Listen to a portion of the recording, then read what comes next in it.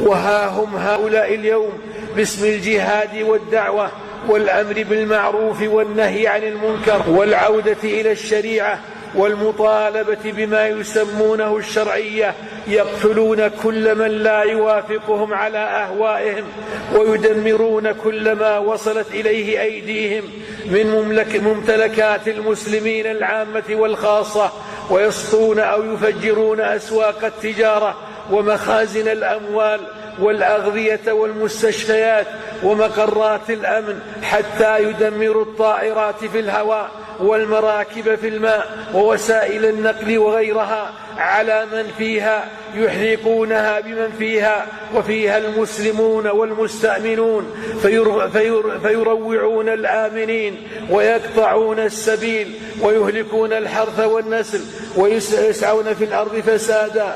والله تعالى لا يحب المفسدين. ليسوا بقراء للقرآن ولا فقهاء في الدين ولا علماء بالتأويل ولا لهذا الأمر بأهل سابقة في الإسلام.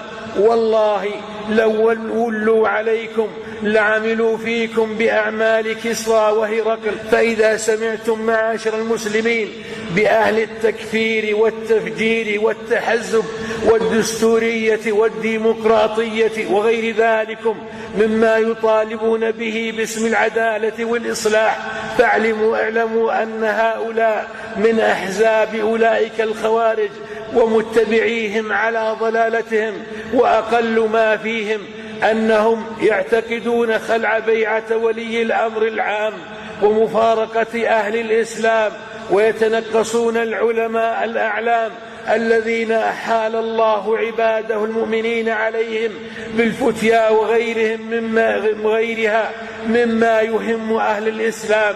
اعرفوا أعداءكم حقيقة، فإن أعدى الأعداء من يكيدون للإسلام وأهله من داخل حظيرة الإسلام.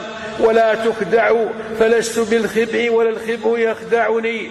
وخذوا حذركم كما أمركم الله تعالى، وتنبهوا لهذا الخطر العظيم والشر الداهم قبل أن تحل بكم مصائبه وأن تكونوا من مثلاته فيشمت بكم أهل الأرض، كما هو واقع بلاد إسلامية مجاورة لكم.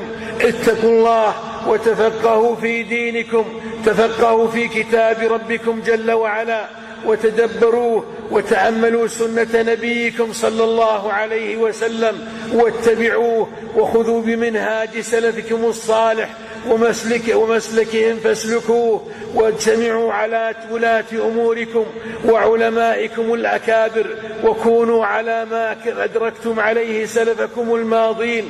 فما ضل قوم بعد هدى كانوا عليه إلا أوتوا الجدل في الدين. وإذا رأيتم الذين يتبعون ما تشابه فأولئك الذين سمى الله فاحذروا